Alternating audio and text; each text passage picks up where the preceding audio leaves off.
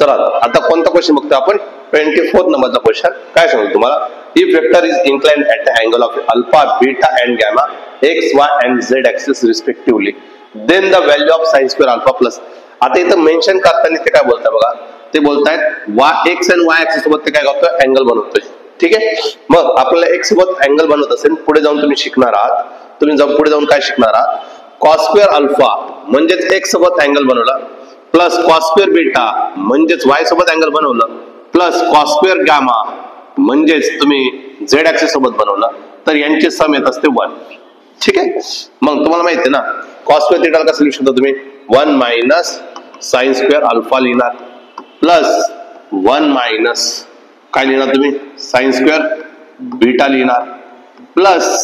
1 minus sine square gamma लिहिणार आणि त्याची व्हॅल्यू किती येणार आहे, 1. ठीक आहे, तर बघा 1 minus sine square alpha plus 1 minus sine square beta plus 1 minus sine square gamma is equal to काय 1. आता या सगळ्यांची मी काय केलं, सम केलं, 1 प्लस 1 प्लस 1 काय झालं 3 minus sine square alpha minus sine square beta minus sine square gamma is equal to काय 1. हा प्लस 3 तिकडे गेला काय होईल, -3 म्हणजे minus sine square alpha, minus sine common काढून घेतो, sine square alpha plus sine square beta plus sine square gamma is equal to काय येणार आहे, 1 मायनस 3 म्हणजे किती झालं, -2 आणि हा minus sine square alpha plus